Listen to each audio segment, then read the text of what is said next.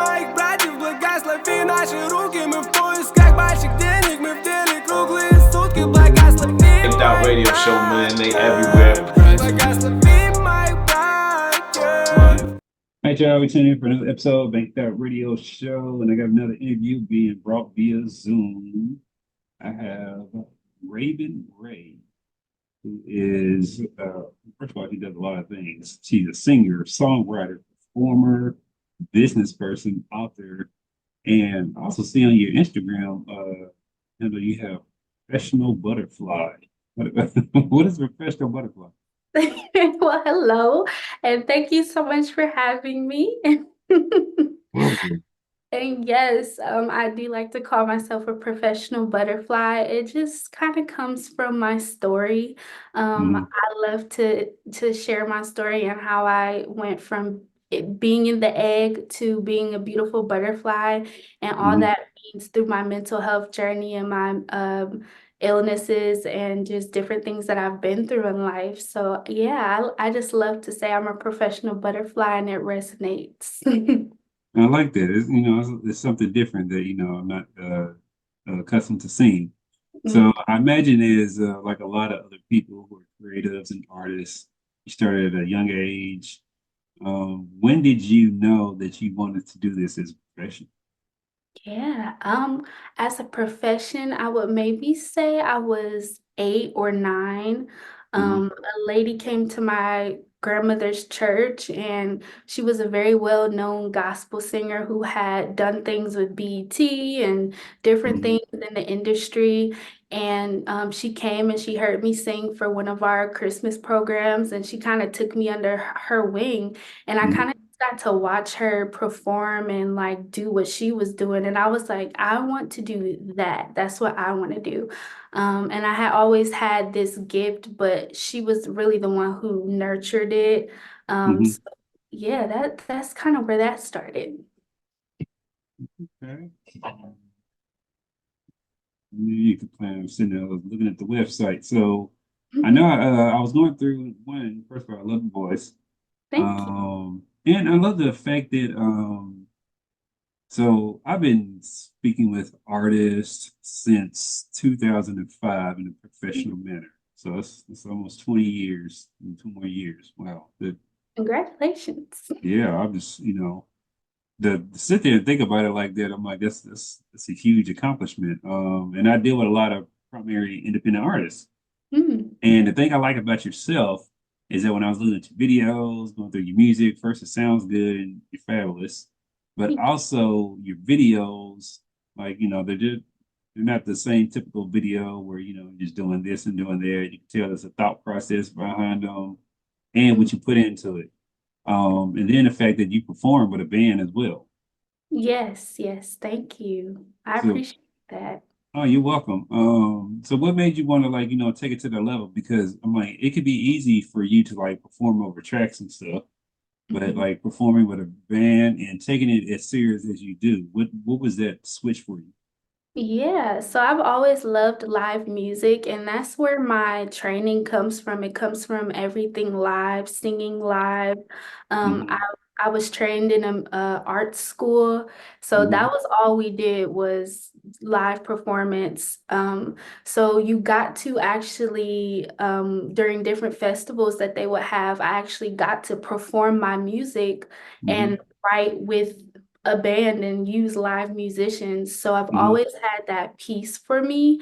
And then when I became an adult, it was just like a no-brainer to use to use live music. It's just the best thing that there is, I think. That's what's up. So as a creative and an artist, songwriter, what do you enjoy the most? Do you enjoy creating the song, recording it, the songwriting process, or performing?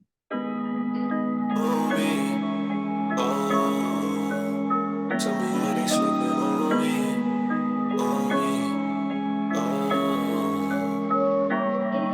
They said the early bird gon' get the worm. Feel like I'm stuck in line, waiting my turn. All of the L's I took are lessons I learned. Success, it gotta be earned. Tell me why they sleeping on me, on me.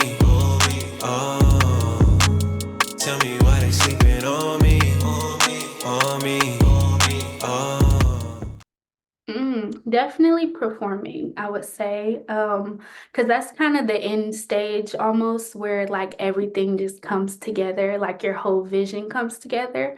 Hmm. Um, I'm still learning how to fall in love with the studio because I love singing live so much. Like that's just like my whole heart because you Hmm. can just do things differently Hmm. live that you can't do in a studio. I mean, Hmm. you can do certain creative things in the studio, but nothing beats like that live energy of like hearing the crowd and Hmm. also getting to feed off of the energy of the musicians. And you Hmm. also get to ad lib more and just like play. So, Hmm. Yeah, I love it. As far as your performance, geographical locations, like where all have you performed as far as like different places? yeah, so I've done work in Chicago. I've done work at notable venues in my city. I'm from Cleveland, so I've done Mm-hmm. like Rock Hall and Severance Hall, those like really notable venues here. And then I've also performed at the Apollo Theater. I was doing amateur night. I mean, that whole Mm-hmm. competition last year. So Mm-hmm. that was an experience that I loved having. So yeah, and I'm excited for where the future goes and different places that I get to spread my music. So as far as your music being spread, I know you got a couple of projects and so released out on DSPs and stuff, digital service providers. Yeah. How far has your music gotten to the public that you've been able to see? Yeah, so I've seen that people are streaming overseas, in the UK and um where else have I seen? The UK, France, I believe was one, and then I think I Mm-hmm. saw Brazil. I saw Brazil, but yeah, just a couple of places so far Mm-hmm. overseas where I'm really grateful that it's getting into people's hands and ears and Mm-hmm. minds and spirits. So how is the support in Cleveland for you? Is the community receptive to you? Yeah, yeah. I love my city. I love performing here. People are really, really supportive and are always willing to like come out to a show and listen to what I have going on. So I really appreciate that. And I get a lot of support as well from the theater community because I also do musical theater. So Mm. that's a place where I get a lot of love and in my city from Karamu House. That's the oldest Black theater in the United Mhm. States that I perform at from time to time. Mhm. So yeah, I love my city. I love Cleveland. What's up? Okay, so during the wintertime and stuff, like where do you artists perform? Y'all, all your venues like inside or something, or does it slow down any? Do people like really come out in the snow to go see people? I'm in Georgia, so you know. Oh, I'm jealous. So y'all have that good weather. Y'all have that good weather all season long, but or well all year long, but yeah, people come out in the winter. I don't do as many winter shows like since the Mhm. pandemic. I don't know, I haven't really gotten out again Mhm. in the winter. I'm primarily like summer right now, but yeah, Mhm. people go out in the winter here. Jazz is really popular.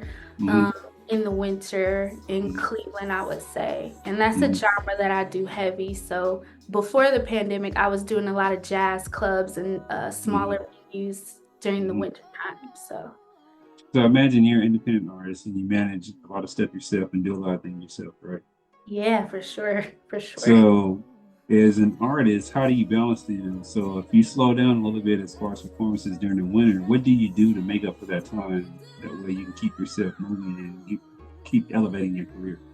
Yeah, I think not stopping writing is like really important for me. Like I'm always writing, I'm always creating, no matter Hmm. what season it is, no matter what time of day it is. Like my brain is Hmm. always on. So I'm working on, and it's the winter time now, and I'm Hmm. working on I have about four different albums that I'm working on, four different projects Hmm. just to get all of this music out of me Hmm. next year and in 2025. So I like to just playing, and that's what I would say. It's just nonstop.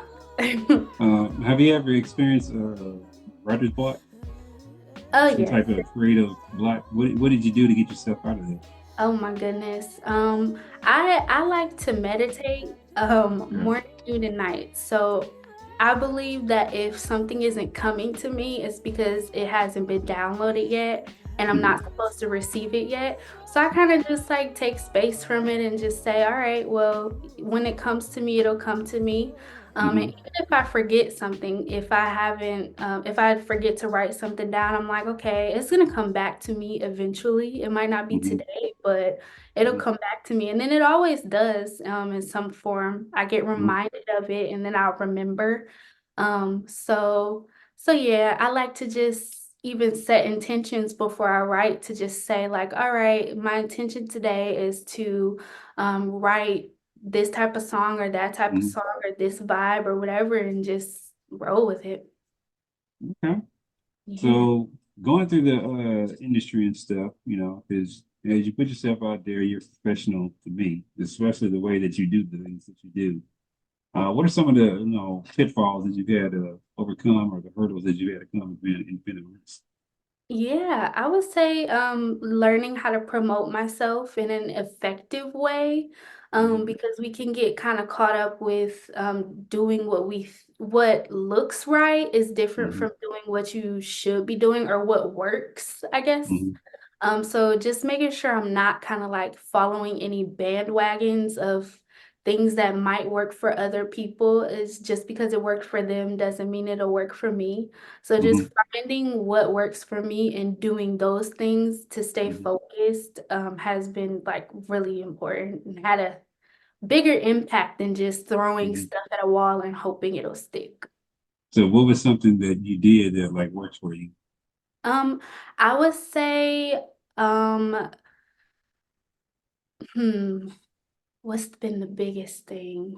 Probably I'm learning now is podcasts, to be honest. Mhm. That's been fun. Like I'm enjoying myself Mhm. actually. And it doesn't feel like pulling teeth the way that like posting on social media might. Mhm. It just feels natural to just have conversations with people who just, Mhm. they want to have a conversation as much as you do. So that's been really fun, I would say. Yeah, I've been podcasting since 2016. Oh, cool. And yeah, so I've been able to build up a nice following, and it's just more than podcasts though, because I have other stuff that I do, production, content creation, marketing, all that stuff, whatever. But I will say that, doing that because like you said, the conversation is already there. You just have to have it. Yeah. And that's what it's for. As long as you're going on the right platforms and stuff. Now, of course, you can get lost in the sauce of, everyone's platform is not for you, and you're not for everyone's platform. That's very true. That is Because very you get some people out here just, making a name off of sensationalizing stuff, being all negative and all that things or whatever. It's not the fit or whatever. So I definitely say, make sure the ones that you do, they fit your brand and things of that nature. yeah. Um, so what's some things that you learned about the industry that you necessarily didn't know that was there until you started like, doing Mm. I think the biggest one is that your how do I phrase this?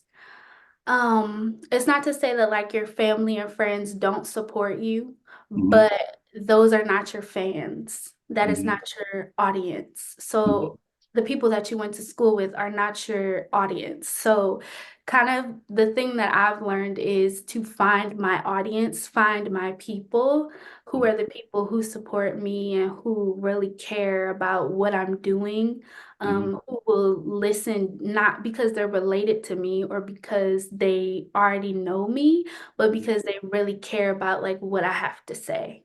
Hmm. So, which song of yours has had the biggest impacts thus far?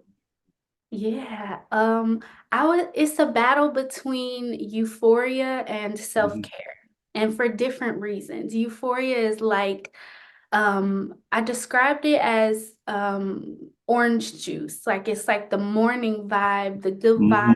the waking up and sunshine. Hmm. Like you said, y'all have that Georgia good weather all year long. So it's like that sunshine vibe. And then Hmm. self-care is more of that like toned down, like take care of yourself, personifying self-care and just like looking yourself in the mirror to let yourself know that you need to like really take care of you first. So it's a battle. Yeah, I get that. So have you had any instances in the from a professional standpoint in the industry where people are trying to take advantage of your business acumen or anything like that? I thankfully have not encountered anything like that yet. It Hmm. is a bit different being an independent artist because you are in control. So, Hmm. it's just a little bit different where you kind of, you're running the show and you're making the rules yourself.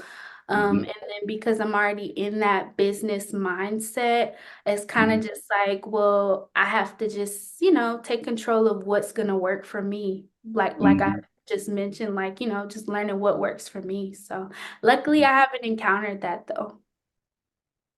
How do you like music videos as I far as love like doing?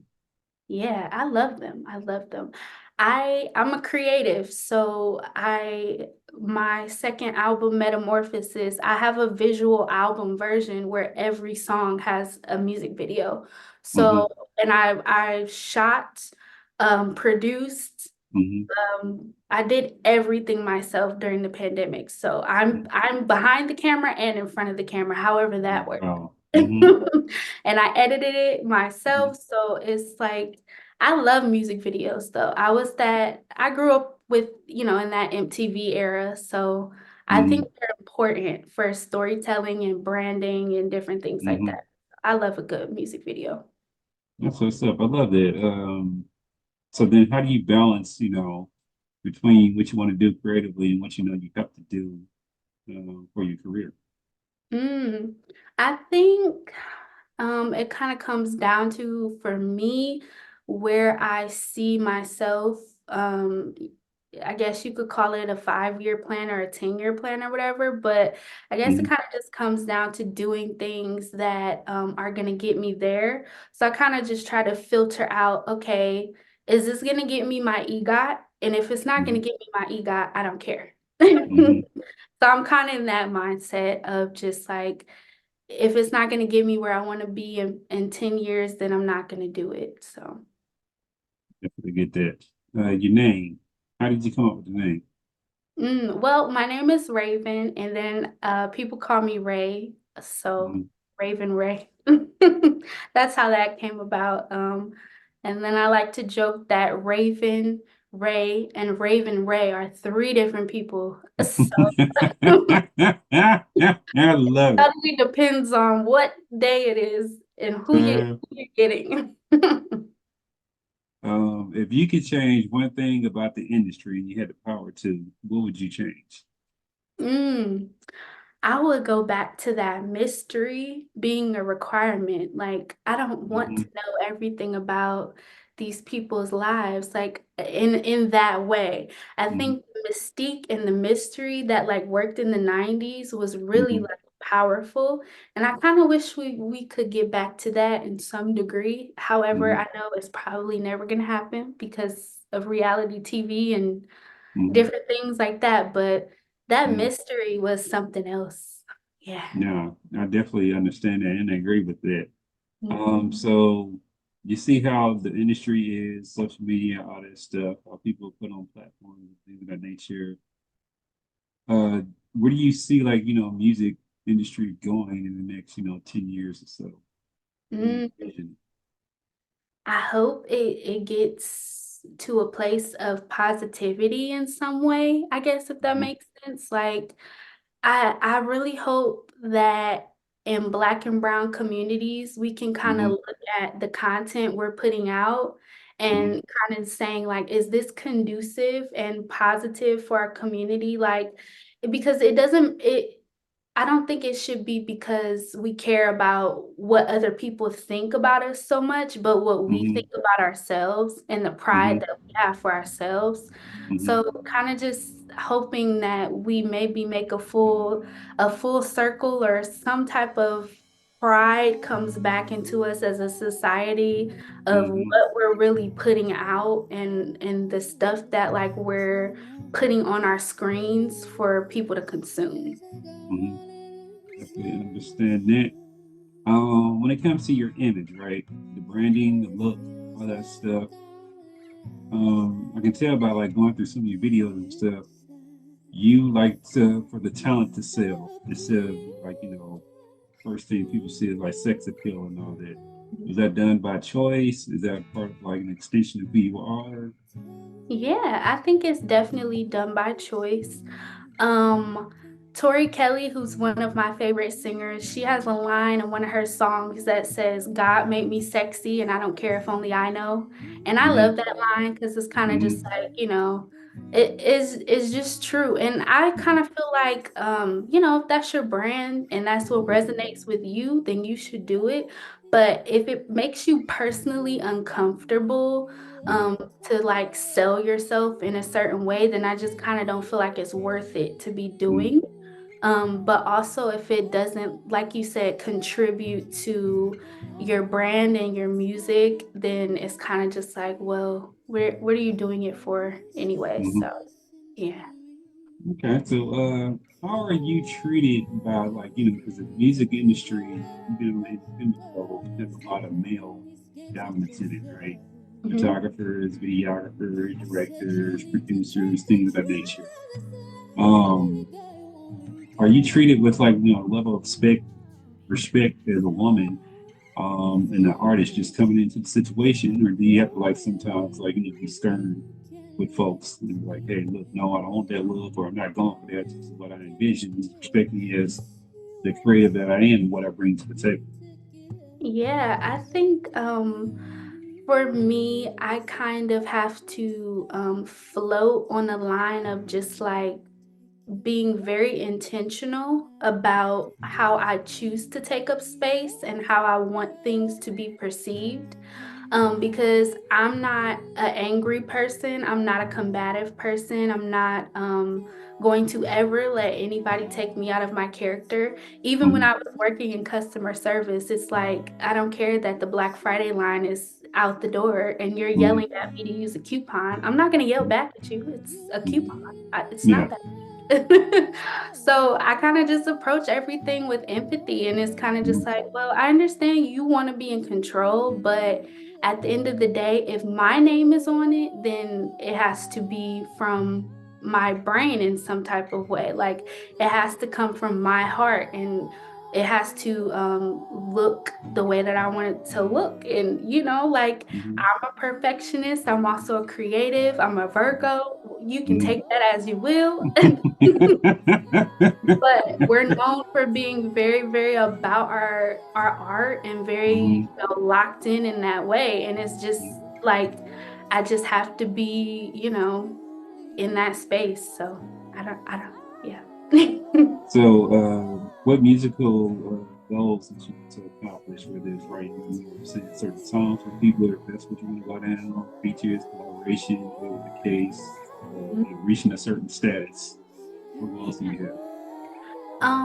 Definitely a EGOT. And other than that, I definitely want to work one day with Dark Child, with Rodney Jerkins, Okay. David Foster. Those are like my Mm-hmm. top two, like that I would really want to work with. And those are two Mm-hmm. totally different like directions. You kind of think Beyonce and Whitney Houston. Mm-hmm. So those are like two people that I would love to work with before they leave this earth, before I leave this earth. And then back to the EGOT, like Mm-hmm. that's definitely a goal of mine as well. Mm-hmm. So the Grammy is basically based in music. The Emmy, isn't that more performance accolade, That's acting or something? that's a television rank, Television. and then so Okay. is an Oscar, yeah. Mm-hmm. And then Oscar, which you can win an Oscar in music as well, though. Because 3 6 Mafia Mhm. won one, which I thought was hilarious.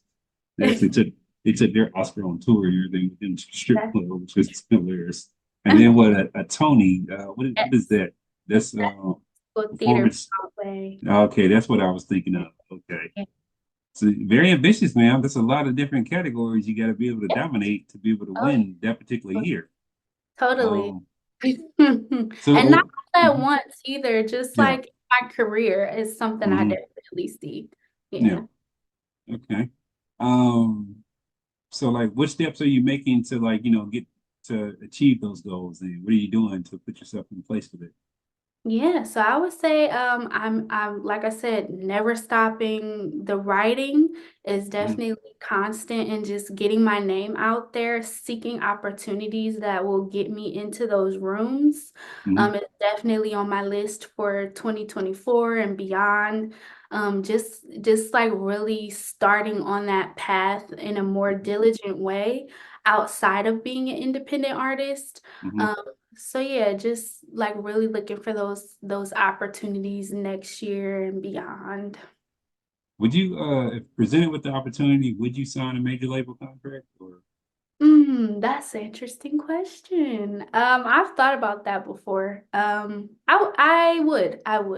would. If it was the right deal, the right time, Mhm, the right circumstances, and it made sense, then I mhm. would.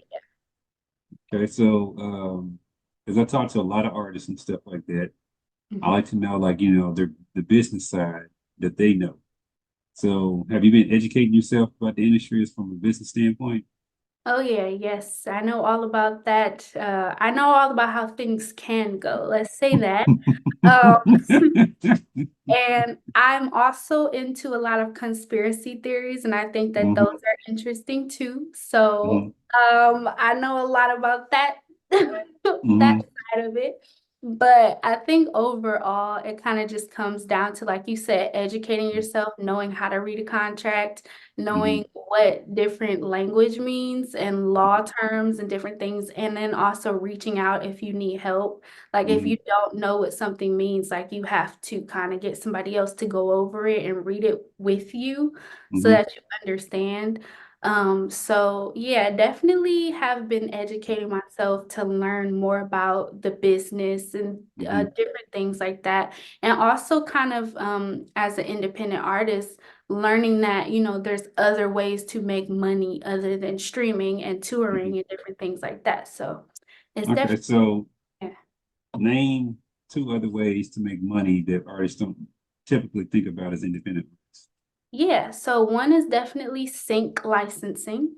Mhm, Um, and then the other one, I would say, I mean, people know about brand deals already. So mhm, that's kind of, kind of creating your own brand mhm, or signing to somebody else's brand.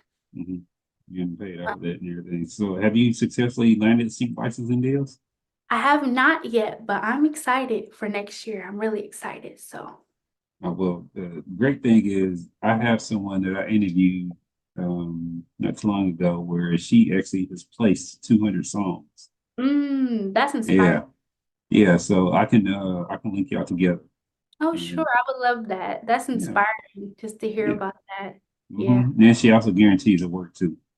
Oh, that's cool. That's cool.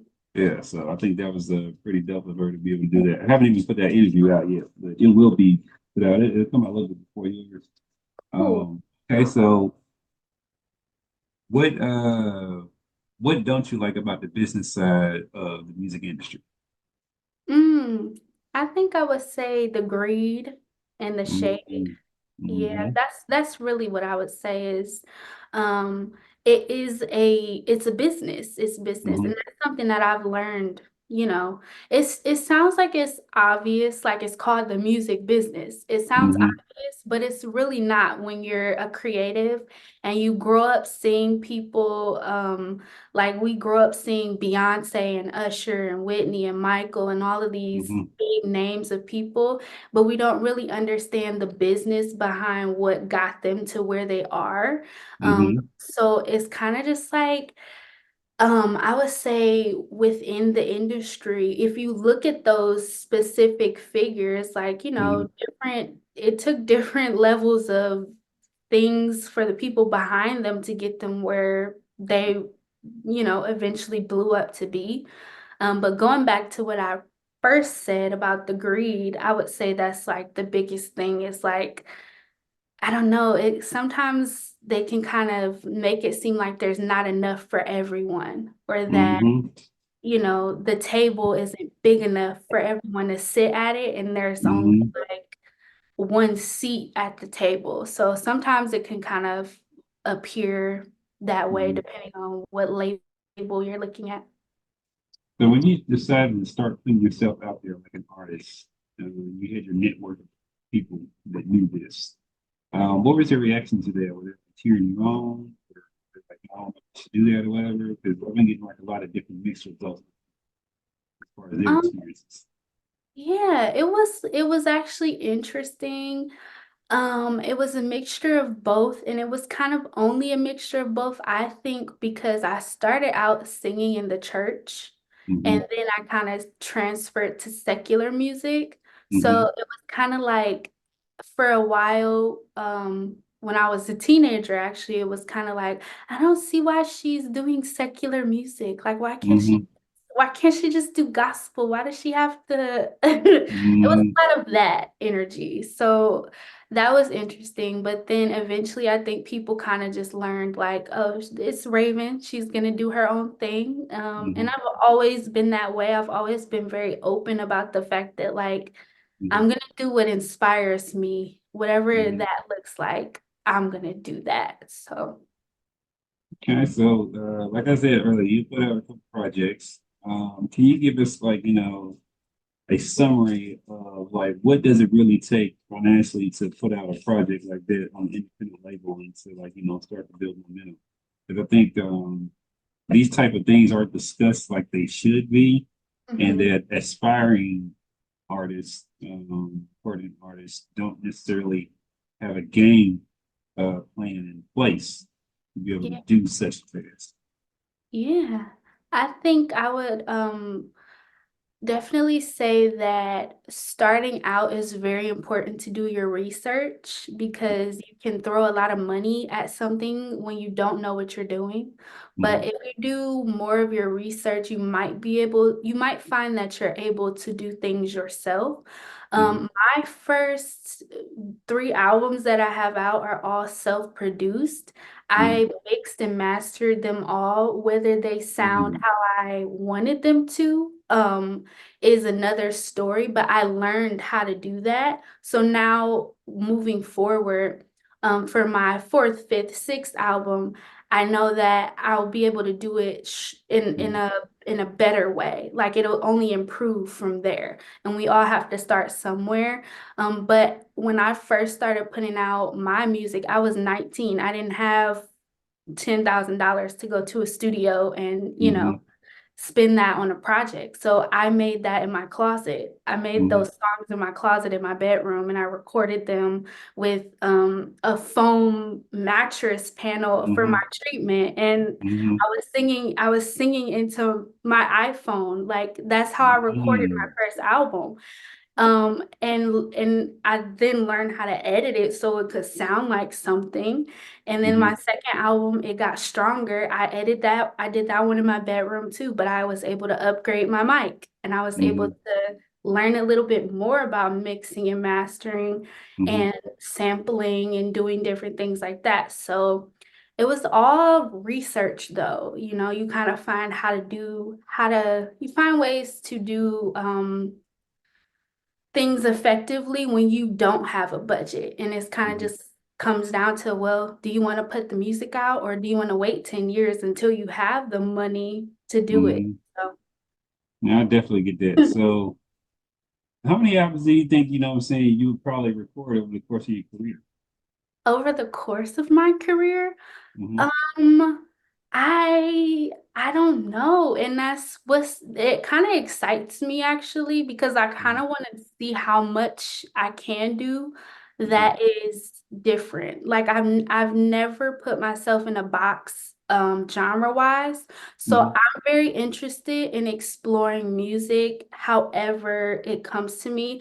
I want to put out a country album. I want to put out a classical album. I want to put out a rock album. Like I want to do everything. And I don't care like, how it's perceived. I just want to musically put out everything.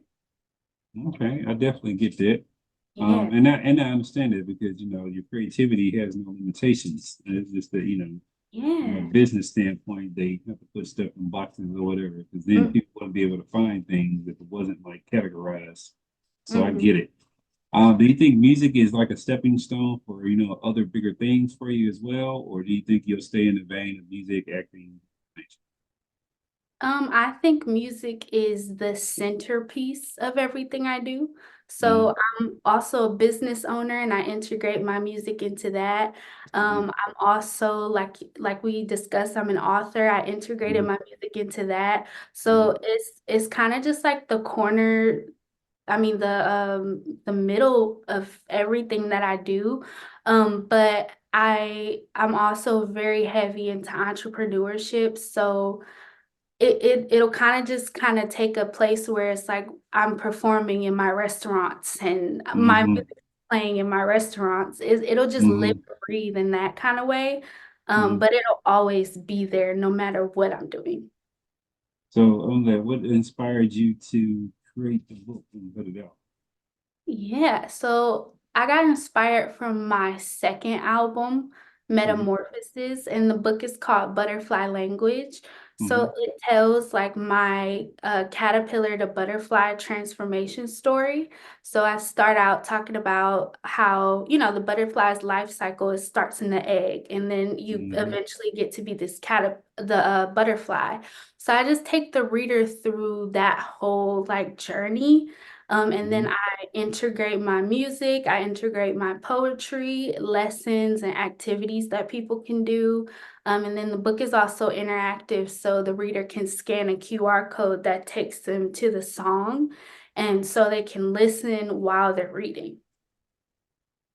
And you just released that recently, right? Back in Yeah, October. yeah. Did you have any expectations for the book, or? My expectations for the book honestly were just to for people to feel inspired. That's really the only takeaway that I'm hoping people get, other Mm-hmm. than like pouring into themselves, Mm-hmm. is just to feel inspired by my story and my music and everything that the book like has to offer. uh, During the process of the book, what was like the hardest process of putting the book together, writing it, or just the process of the book period? What was the hardest or most challenging thing to you? I would say finishing. I have been writing it since 2018. Mm-hmm. And it was like for a while, it was just like this combination of all of my journals and my journal entries and my lyrics and different things like that. So it was like, how do I make this cohesive into something that makes sense that people can actually like do activities with and learn and grow from, not just like read it, but experience it. So the hardest part was just like finishing. And I remember it was like September, actually, a little bit after my birthday, and well, no, before my birthday, and I just wanted the book to be out as a birthday gift to myself, and Mm-hmm. I just couldn't get there because it was missing something, and I didn't know what it was, but I was like, I'm not gonna put this book out without figuring out what's missing, so I'm not gonna Mm-hmm. rush it. And so I felt really defeated because I was like, I wanted this to be out on my 25th birthday and it didn't Mm-hmm. happen. So I'm just gonna try again next month. And then I had a epiphany. I don't even remember what the epiphany was, but it was like a chapter that needed to be in there. Oh, I do remember. It was something that needed to be at the beginning of the book that told my mother's story. Mm-hmm. Um, and kind of how that whole thing happened in relation to the egg. So I was like, this is what needs to be in there. And I had an epiphany, and then I was able to finish and put it out in October. So that was like really, really difficult though. Mm-hmm. Yeah, but I love it though. You're going through these different processes. You're a business person as well, so you're like a hybrid person. Because I don't get to meet a whole lot of artists who are business savvy as well and business focused and like can switch heads between the two. I either meet the ones that are like extremely creative, but they just poor at business. They just don't get it. It's like a foreign concept to them. Mm. Or I'll meet some people who are business heavy or whatever, trying to do music or whatever, but don't just have the talent. So to have someone who can do both and doing well, that's saying a lot. So for people out there tune in and things of that nature, want them to support, where do they need to go to support? Yeah, so you can find me on Instagram at Raven Ray Official. I'm on Facebook at Raven Ray. I'm on YouTube as Raven Ray Sings, and then my music is on all platforms where you get music at Raven Ray. Raven, I appreciate your time. I know you're doing your thing, and I definitely want to bring you back, you know what I'm saying, in the future to see how well you've been able to progress and what new things you have accomplished. Yes, well, I will be more than happy to be back, and I thank you so much for having me. It was so much fun.